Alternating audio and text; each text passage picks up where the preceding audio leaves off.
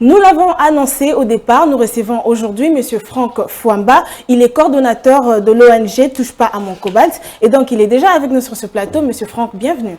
Merci, madame. Dites-nous, nous voulons savoir qu'est-ce qui se passe exactement entre les deux entreprises minières, Kibali et Sokimo, puisque nous avons appris qu'il y a une impasse entre les deux entreprises. Bon, pour nous, c'est une sorte de bruit de ménage entre deux conjoints.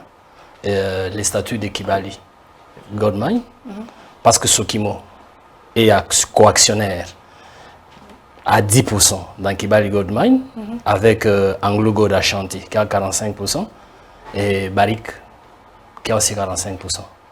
Leur statut, l'article 45 de leur statut d'association et de leur statut d'entreprise et le contrat d'association, et de leur contrat d'association sont clairs. Quand il y a des problèmes, ils doivent les arranger entre eux avant d'aller en justice. Mais nous avons l'impression que c'est un bruit de ménage dont profitent certaines personnes. Et ça pourrait faire mal à la République. Ok. Et nous aimerions savoir, est-ce que le gouvernement a une part de responsabilité dans cet affrontement? Le gouvernement ne peut pas se dédouaner. Parce que la Sokimo est une entreprise publique de l'État. Ça veut dire qu'elle est gérée directement par le ministère du portefeuille. Pas le ministre du portefeuille, qui en principe siège au conseil d'administration pour représenter l'actionnaire unique qui est l'État congolais. Quand Sokimo, appartenant à l'État congolais, représenté par le ministère du portefeuille, se retrouve en justice face à un partenaire en violation des statuts du partenariat Kibali, il y a deux choses. Soit le conseil d'administration a donné mandat après avoir obtenu l'autorisation du ministre du portefeuille, soit le ministre du portefeuille directement l'a fait. Nous avons des cas de la jurisprudence quand la GECAMINE est allée en justice contre KCC en 2018. Elle s'était rassurée qu'elle avait tous les documents. Parce que les gestionnaires de la GECAMINE, les mandataires, comme j'ai dit, ils représentent l'État qui est actionnaire unique, et celui qui a un mot à dire au nom de l'État, c'est le ministre du portefeuille.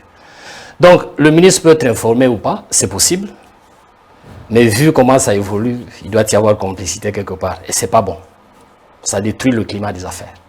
Ok, mais alors, les deux entreprises ont saisi la justice, nous aimerions savoir qu'est-ce qu'il en ressort. Les deux n'ont pas saisi la justice. Il y a Sokimo qui a saisi la justice, selon les informations que nous avons. Les gens réclament des choses. C'est normal que quand vous êtes dans un ménage, en couple, que les problèmes se posent. Et c'est pour ça d'ailleurs que les statuts et tous les textes fondant ce genre de partenariat d'association prévoient qu'en cas de dispute, en cas de problème, voilà comment le résoudre. La Sokimo, est-ce que la Sokimo a saisi? Nous allons dire que c'est une partie. C'est un groupe de travailleurs qui se sont organisés pour saisir la justice. Parce que la Sokimo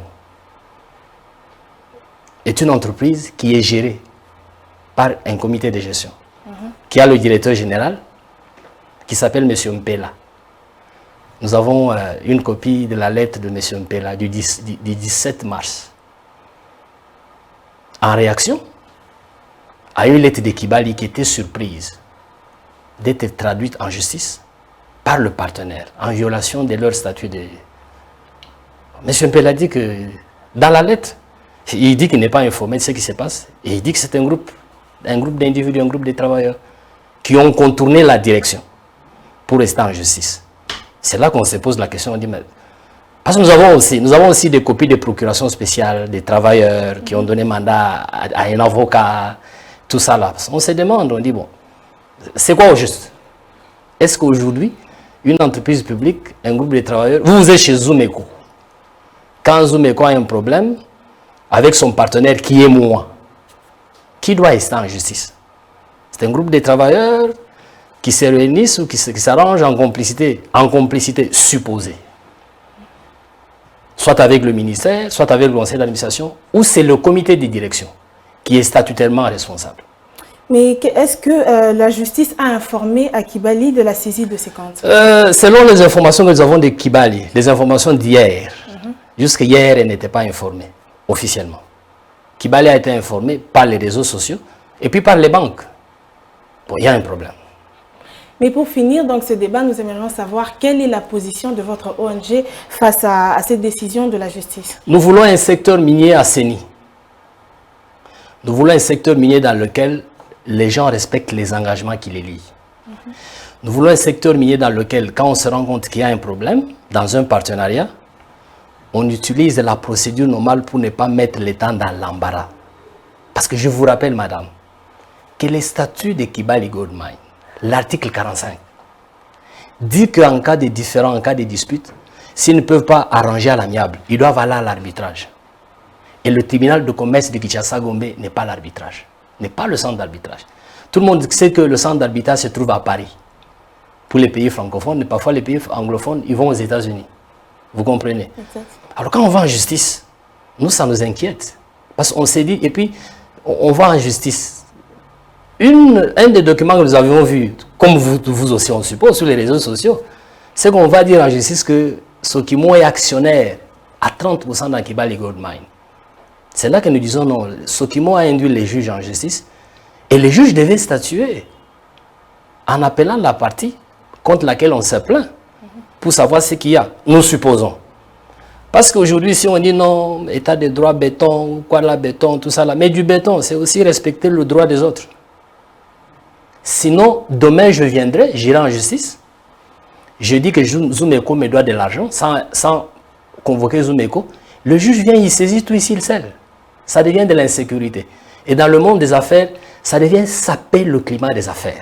Alors que le chef de l'État se bat pour que le climat des affaires soit assaini, il se bat pour que la justice soit assainie. Mais on se rend compte que c'est là que nous avons dit que la célérité, quand on dépose une requête le 16, et la justice prend la décision le 17, sans avoir convoqué la partie contre laquelle on se plaint, bon, on s'est dit, nous disons, c'est pas bon pour un état de droit. On peut expliquer. Quand nous allons dans le code de procédure civile, article 135, 136, c'est trop clair. On a saisi les comptes de Kibali. Est-ce que parce qu'il y a danger que Kibali fouille? On ne sait pas. Prochainement, là, je vous invite. On va s'organiser un jour, dans les mois qui viennent, pour aller sur site. Vous allez voir que quand saisir le compte de Kibali, c'est mettre la population congolaise en insécurité. Parce que dans le coin où il y a Kibali, il n'y a pas un pas sans Kibali. Parce que la route qui part de Kibali, de la mine, jusqu'à la frontière avec l'Ouganda, plus de 190 km sont entretenus par Kibali chaque jour. Et dans la région, à côté de l'Ituri, la route, une partie est en Ituri, et dans la région, c'est l'unique tronçon qui est sécurisé, où les Mama et Kodeko n'arrivent pas. Alors vous avez toutes ces écoles, vous avez tous ces hôpitaux, vous avez tous ces centres de dépistage, des soins d'Ebola, des soins contre coronavirus, vous avez tous ces sous-traitants, vous avez de l'eau, vous avez l'électricité que Kibali donne à la population. Justement, dans la même direction, nous aimerions savoir quel est l'impact de la saisie des comptes de Kibali sur les activités de cette société. Vous savez, c'est une entreprise qui travaille au jour le jour et qui paye les sous-traitants au jour le jour. Quand vous êtes sur les sites de Kibali, vous allez voir que le nettoyage, la nourriture, les mines, les transports, c'est fait par les sous-traitants. Ils doivent être payés. Il y a des communautés, des gens qui vivent des centres au jour le jour. C'est-à-dire quand vous bloquez, ce n'est pas Kibali que vous pénalisez. Parce que vous savez, prenons là, vous savez Barrick c'est un major. Barrick vaut des milliards. Donc si vous bloquez 200 millions, vous n'avez pas pénalisé Barrick. Vous avez pénalisé la population congolaise et la RDC. Parce que s'ils ne savent pas produire, parce qu'ils n'ont pas d'intrants, s'ils ne savent pas payer la douane, parce que tous les jours ici, au poste frontalier de Haru, le grand poste frontalier, le grand client c'est Kibali qui fait entrer les camions qui viennent par l'Ouganda. C'est-à-dire que la DGDA manque de l'argent. C'est-à-dire que le budget du chef de l'État, là, le budget de la République, que le chef de l'État veut augmenter là, il a déjà pris un coup par cette opération-là. Les péages qui produisent l'argent pour les provinces qui sont là, ils paient les coûts. Les ETD les provinces qui reçoivent de l'argent, ils prennent le coup. Et ne parlons pas de la communauté. Donc, pour nous, c'est une décision des gens qui vivent à Kinshasa, qui ne maîtrisent pas les réalités de terrain, et qui devaient aussi tenir compte des réalités de terrain pour prendre certaines... Surtout qu'il est prouvé que Kibali n'est pas un enjeu de fuir, parce que Kibali a beaucoup trop d'argent dans des banques au Congo. C'était un plaisir de vous recevoir sur ce plateau, M. Franck. Nous espérons que vous reviendrez prochainement, même pour un autre sujet. Un plaisir partagé, madame. Merci à vous. Merci.